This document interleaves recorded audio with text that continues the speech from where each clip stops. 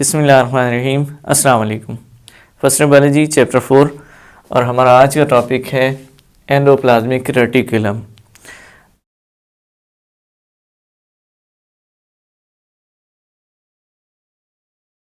इस टॉपिक के अंदर हम डेफिनेशन देखेंगे एंडोप्लाज्मिक रेटिकुलम की, फिर हम इसमें सिस्टर्नी की बात करेंगे क्या है, एंडोप्लाज्मिक रेटिकुलम की टाइप्स, और फिर फर्दर उनकी थोड़ी बहुत एक्सप्लेनेशन को डिस्कस करेंगे।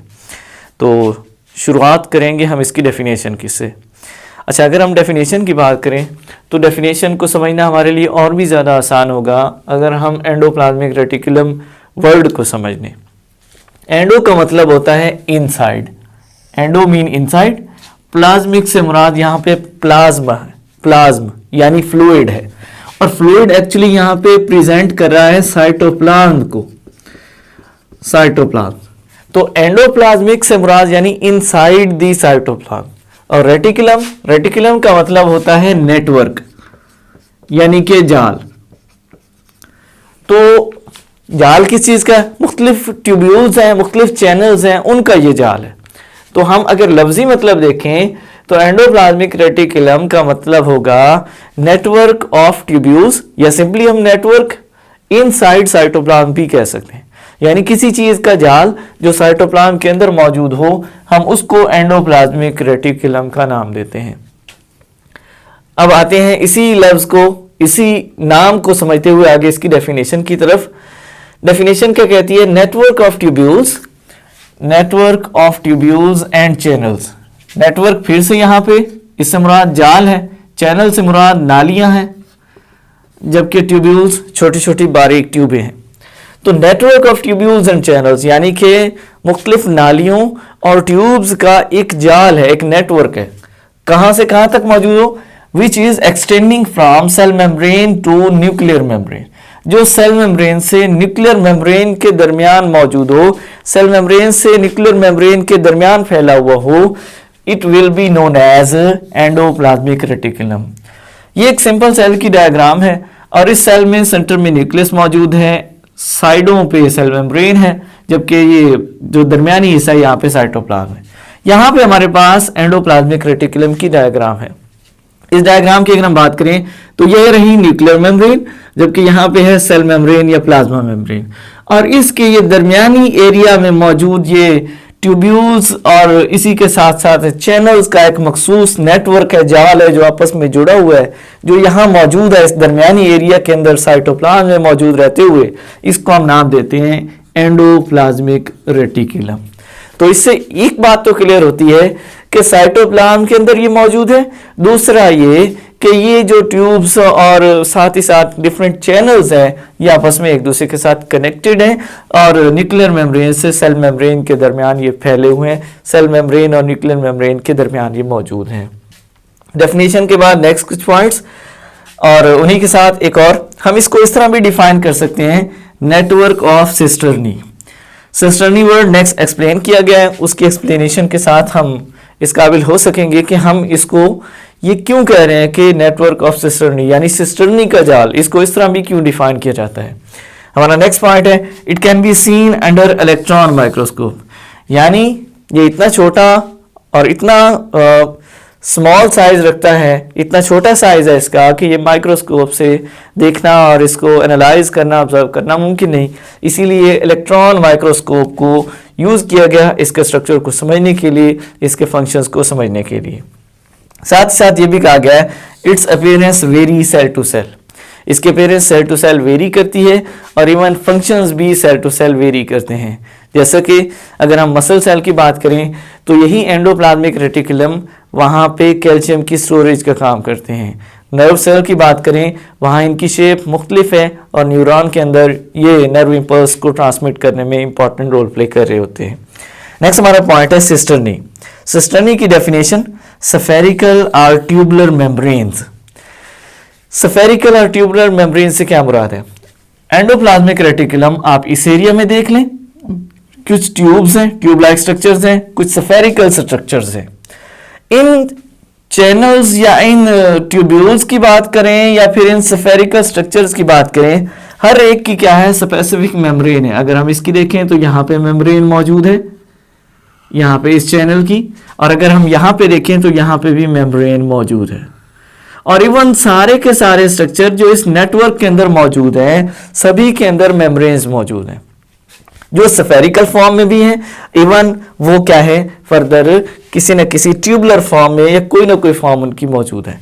तो वो मेम्ब्रेन्स जो एंडोप्लाज्मिक रेटिकुलम के अंदर मौजूद हैं, जो स्फेरिकल फॉर्म में या ट्यूबुलर फॉर्म में मौजूद हैं इस एंडोप्लाज्मिक रेटिकुलम के अंदर, इन मेम्ब्रेन्स को हम नाम देते हैं सिस्टर्नी। डेफिनेशन क्या है? स्फेरिकल और tubular membranes of endoplasmic reticulum. Endoplasmic reticulum में स्फेरिकल या tubular membranes which separate inner material from cytoplasm, यानी कि एंडोप्लाज्मिक रेटिकुलम के अंदर स्फेरिकल या ट्यूबुलर मेम्ब्रेन्स जो कि एंडोप्लाज्मिक रेटिकुलम के अंदर मौजूद मटेरियल को साइटोप्लाज्म से अलहदा करें, they will be known as cisternae. इनको सिस्टर्नी का नाम दिया जाता है। अब इर्द गिर्द यहाँ पे साइटोप्लाज्म मौजूद है, जबकि अगर हम एंडोप्लाज्मिक रेटिकुलम की बात करें तो इसके अंदर इसका स्पेसिफिक सब्सटेंस मौजूद है, जिसका एक अपना मकसद है, जिसकी एक अपनी मौजूदगी और इंपॉर्टेंस है। तो इस सब्सटेंस को साइटोप्लाज्म से मिक्स होने से बचाने के लिए ये मेम्ब्रेन्स हैं, जो ट्यूबुलर फॉर्म में भी हो सकती हैं, स्फेरिकल फॉर्म में भी हो सकती हैं। इन मेम्ब्रेन्स को नाम दिया जाता है, they are known as cisternae. और यही मेम्ब्रेन्स ही तो हैं जो इन चैनल्स की फॉर्मेशन कर रही हैं, इन ट्यूब्स की फॉर्मेशन कर रही हैं, और यही चैनल्स, यही ट्यूब्स मिलकर क्या है, एक कंप्लीट एंडोप्लाज्मिक रेटिकुलम की फॉर्मेशन करें। इसी वजह से हमने ऑलरेडी एक नॉर्मल डेफिनेशन के साथ इस एंडोप्लाज्मिक रेटिकुलम की डेफिनेशन में ये भी कहा था कि नेटवर्क ऑफ सिस्टर्नी, क्योंकि सिस्टर्नी है जो मिल के क्या है एंडोप्लाज्मिक रेटिकुलम की फॉर्मेशन कर रहे हैं। नेक्स्ट हमारा पॉइंट है टाइप्स। एंडोप्लाज्मिक रेटिकुलम की दो टाइप्स हैं।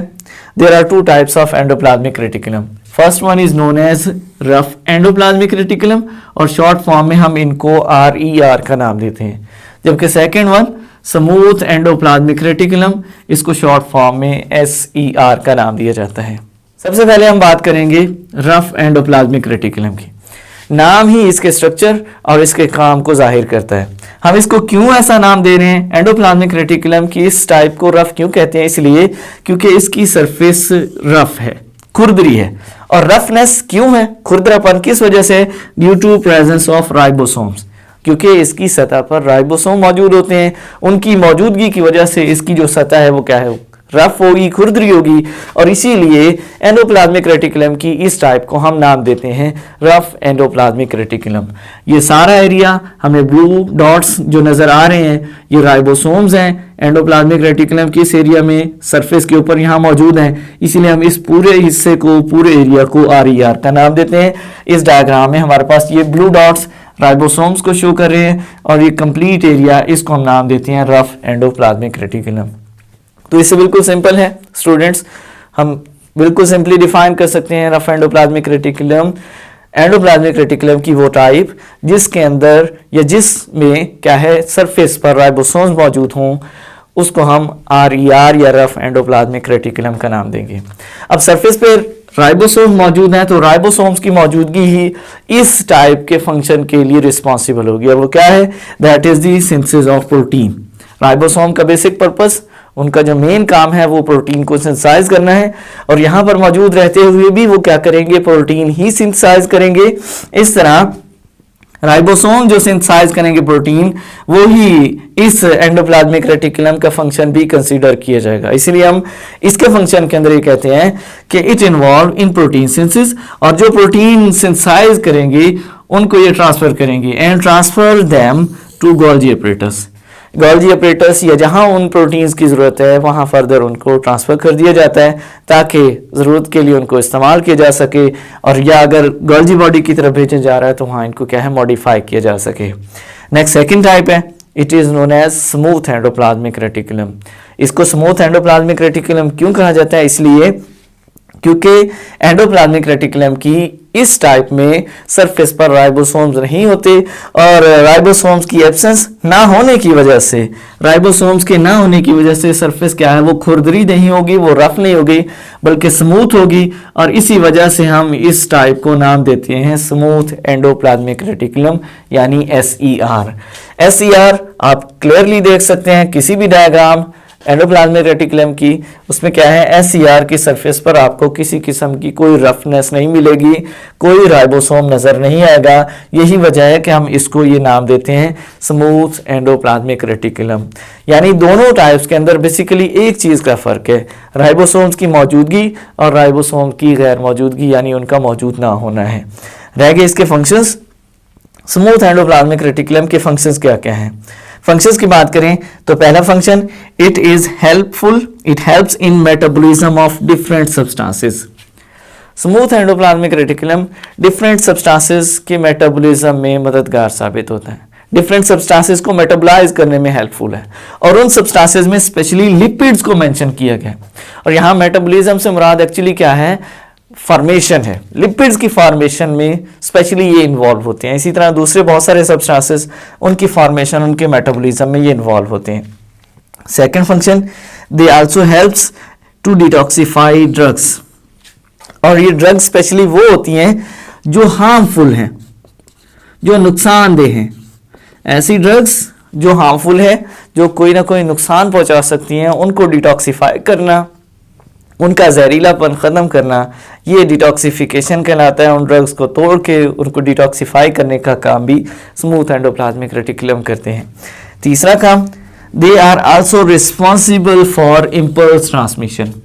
नर्व इम्पल्स को ट्रांसमिट करने में भी रिस्पॉन्सिबल माने जाते हैं, स्पेशली मसल सेल और न्यूरॉन सेल्स के अंदर।